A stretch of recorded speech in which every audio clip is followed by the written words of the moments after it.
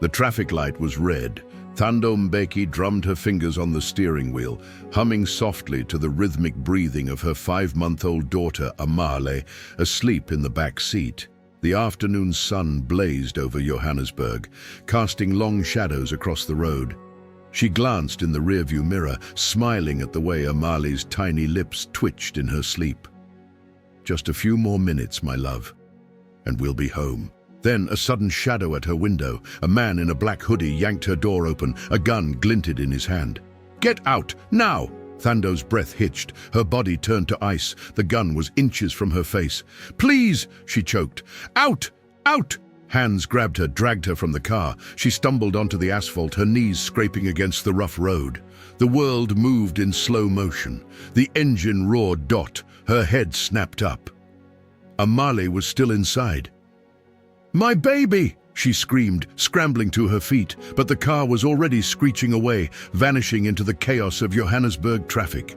Thando collapsed on the road, her wails cutting through the air like a knife. The police arrived within minutes.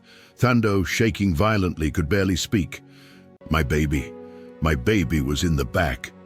Detective Sifo Ndlovu's face darkened. A stolen car was one thing, a kidnapped infant. This was a nightmare.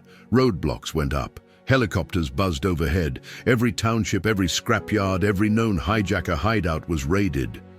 But Amale was nowhere. Thando's husband Sizwe arrived at the station, his face ashen.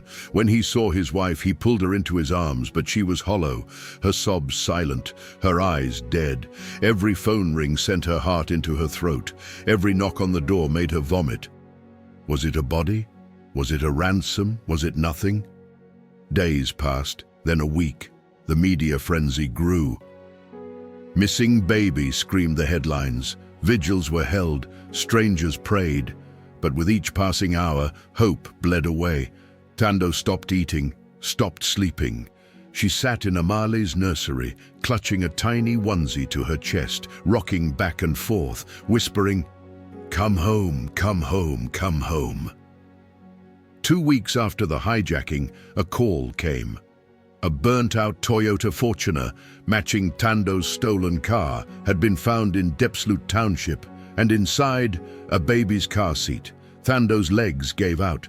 Detective Ndlovu rushed to the scene. The car was stripped, torched, but no body, no Amale. Then, a whisper in the streets. A woman found a baby near the old dump site. Nomsa, a homeless grandmother, had been scavenging when she heard weak, kitten-like cries. She followed the sound, and there, wrapped in a torn blanket, was a tiny skeletal baby, barely breathing. She had carried her for 3 days, begging for help, until a clinic took them in. The moment Thando heard, she ran. The hospital walls blurred as Thando sprinted down the corridor.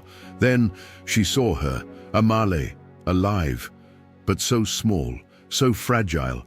Tubes snaked from her tiny arms, her ribs visible under paper-thin skin. Thando's scream was raw, guttural. She collapsed at the crib, her hands trembling as she reached for her child. My baby, my baby." Amale's eyes fluttered open, weak, confused. Then recognition, a tiny, raspy whimper.